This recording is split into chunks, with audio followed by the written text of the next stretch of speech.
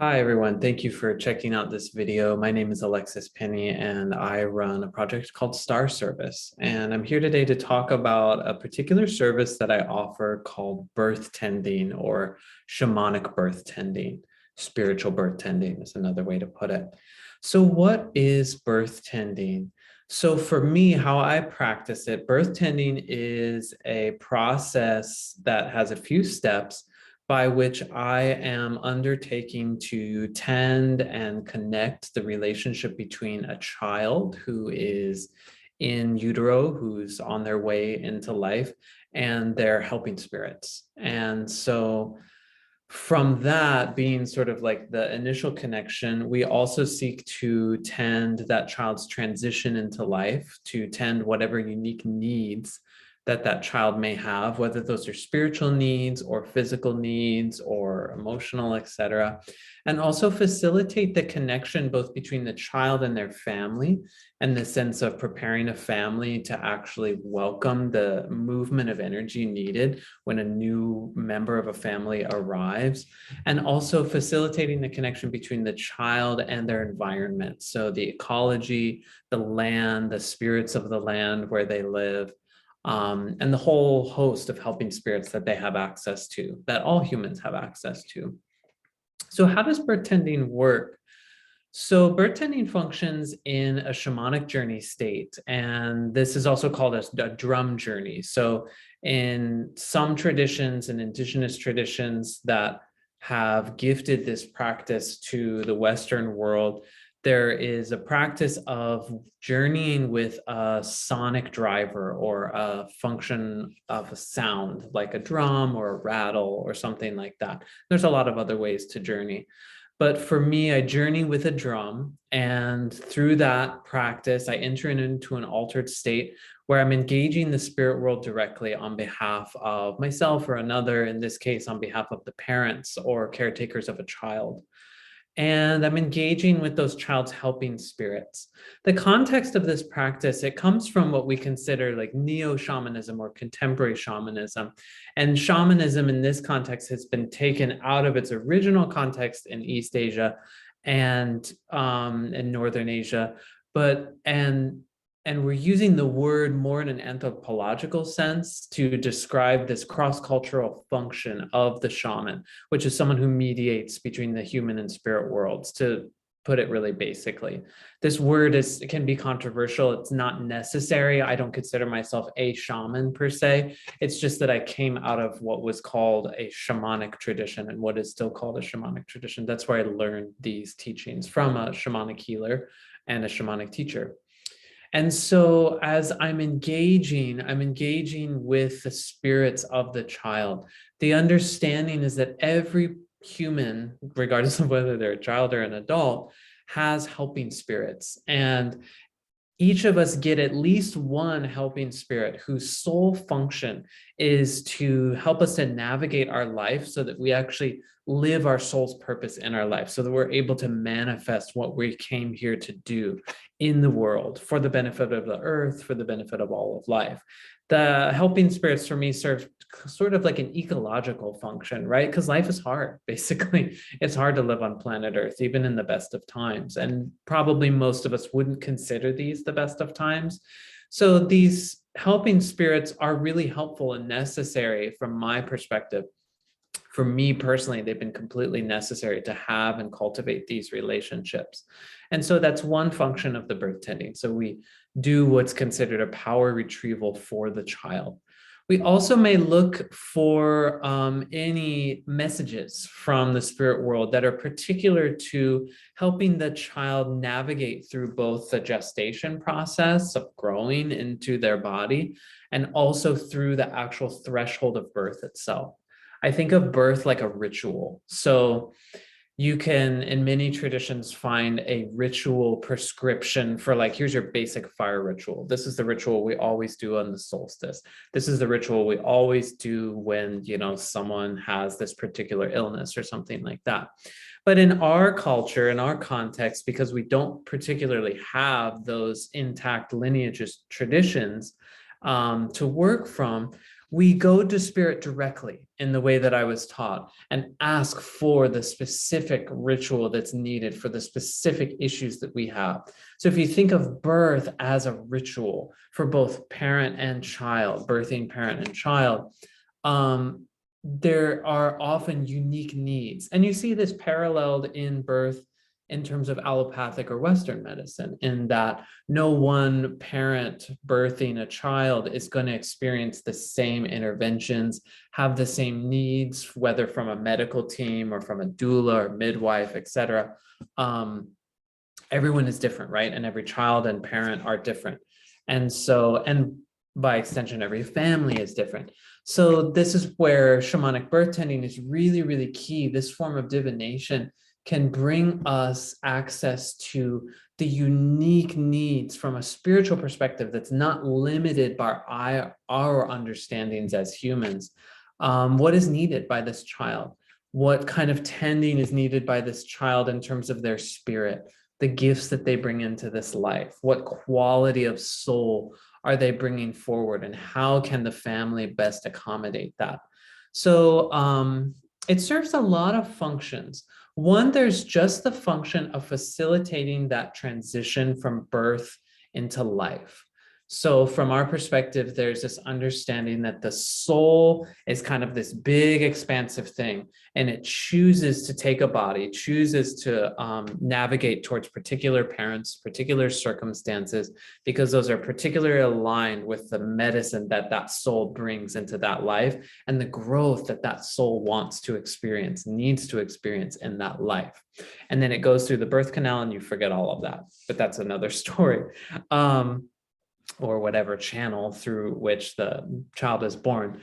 So the transition itself is understood in many indigenous cultures, probably all of them, to be honest, to be a really key place where a lot can go wrong, right? And so as I'm standing on the threshold, I'm basically acting as like the medical team acts in physical reality, or the doulas, etc. But I just do it in a spiritual reality, non-locally. So I do it in an altered state. And the magic of birth tending is that we have a little space, because the soul takes a few days / potentially even a few months to really gel into a body. So I have a few days window around the actual moment of birth to be able to move into the altered state and do the birth journey itself, to navigate to hold the space, really is what it is. So it's basically, I just show up and I just talk to the child, administer whatever is needed, hold space in terms of protecting the child from outside spiritual influences that we don't want. The second key function is the protection piece. The helping spirits in this context are understood to be the most important thing for health and protection, the most foundational thing. It's understood in shamanic cultures that actually, without a healthy connection to your helping spirits, whether it's just because you don't know about them, or maybe even you were raised in a culture that has like a lot of fear or dogma around working with certain spirits versus other spirits, then that can actually be perceived as an illness and a liability for illness, for certain forms of spiritual wounding, soul level wounding, for certain forms of emotional unwellness, mental unwellness, etc., and literally for physical health. So as we navigate to the child's helping spirits, identify who they are, identify what form of tending relationship they prefer based on the parents, because as an adult, the parents' responsibility is to tend those relationships for the child until the child comes of age and is able to take over attending those relationships for themselves. So all of that creates protection. It's sort of the foundational protection from my perspective that can be given to a child spiritually. In many cultures, you would find these often like animal totems or some other form of helping spirit, like stitched onto the clothing, hung in tapestries on the walls, right? Like there might have been like dolls or charms or certain power objects given to the child based on the understanding of, say, well, this child is protected by bear spirit, for example, or this child is protected by this particular deity, etc. And so any and everyone has a helping spirit, and any and every helping spirit may show up. And there's this function that helping spirits also bring in, which kind of brings me to the next function of birth tending, is that they tend to reflect back certain qualities that we're here to grow into and experience in our lives. They tend to take particular forms that are meaningful for each of us in our uniqueness. And so as we encounter that as parents or prospective parents, family members, or just adults in a child's life, it can bring us this understanding of how to really hold space for that child to flourish into their uniqueness. Because say, if a child has a helping spirit who's rhinoceros, for example, they're probably going to have a very different bearing in life to a child who has their primary helping spirit as hummingbird, just to like pull out these ideas as hypotheticals, right? And so we don't want to try and force ever our children to flatten into a certain idea. And so the encounter with the child's helping spirits and tending that relationship can be really key for understanding how does that child uniquely need me to be as parent?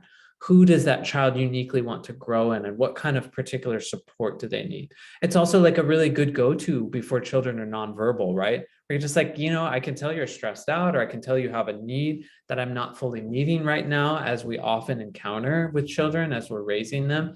And it's great to have the helping spirit to go to instead of having to try and divine from baby language, right? Because babies can sometimes be really not that articulate. You know what I mean? A cry is a cry is a cry. Though, maybe as a parent, you get to know those subtleties more over time. But the protection, really, I consider it protection for all involved, both the parents and the children. And I really just think it is a way to let children know that they are needed and that they are wanted. And so how I'll share this is through sharing from my story. Like, how did I come to this work? I came to this work through the need of shamanic healing after several stages of crisis in my life and challenges in my life, where shamanic healing was the thing after trying all these different modalities that actually allowed me to bring healing to issues that had dogged me for my entire life. And a lot of those issues were core early life and actually in utero woundings that I experienced, soul level woundings. There's experiences called soul loss, which is a typical shamanic healing, shamanic illness, which is addressed by initiated shamanic healers. And in learning both the personal self-healing forms of these traditions and the external forms where, someone has to administer a healing for me, what I recognized in myself was a particular need that was not met in my early life. In many indigenous, animist, and or shamanic cultures and all the different ways in which they would talk about themselves, there was this understanding that a diviner should immediately upon pregnancy begin to divine the needs of a child, not just for the child's needs, for the parents' needs, etc., but so that the whole community could understand how did the community need to adapt and change in order to fully accommodate that child and bring their gifts forward. It fully reorganizes the typical way that you see in the West, where it's basically like, this is the community you're being born into. How do you as a child need to adapt to fit in there? It's a completely opposite paradigm. And so that was not limited necessarily to humanity, but it would actually be this sense of, I'm also facilitating the introduction between the child and the land, between the child and their ancestral helping spirits and their lineage, between the child and their culture, their traditions, their ecosystem, both human and non-human, between the child and the elements, the child and the earth and the cosmos.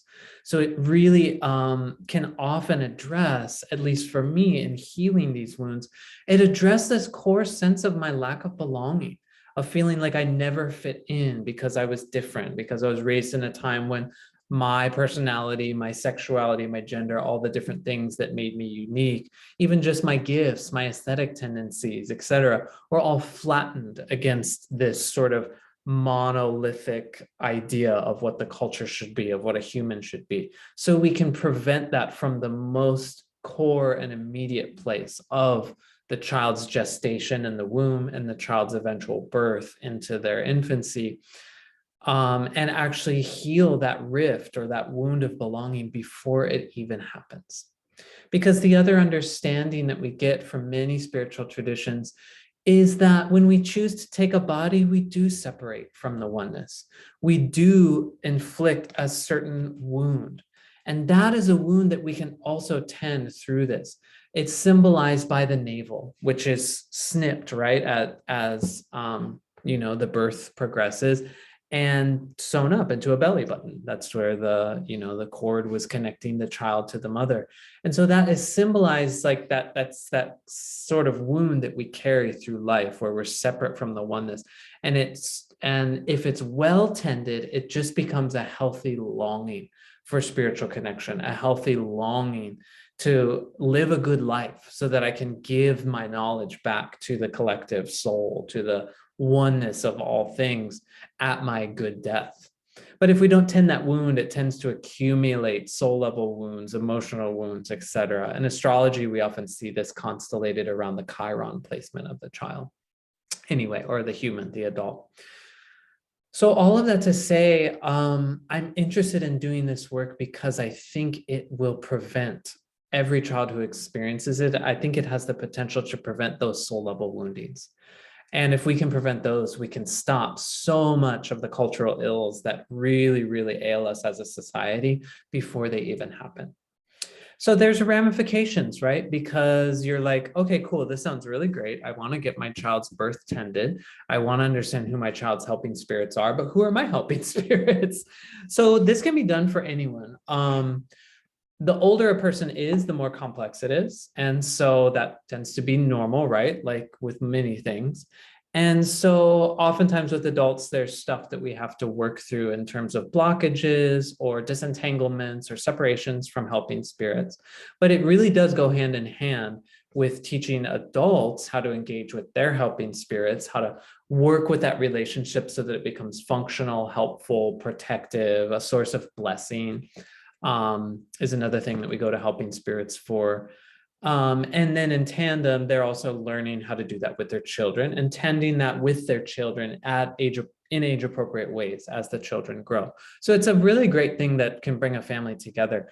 It's also a really cool way, non-dogmatically, non-traditionally, like in terms of like, you may feel this longing to bring your child into a spiritual tradition, but maybe like the church that you grew up in or whatever tradition you grew up in, you might not be so groovy with it after all. Maybe you are, and that's great. That's an ideal situation.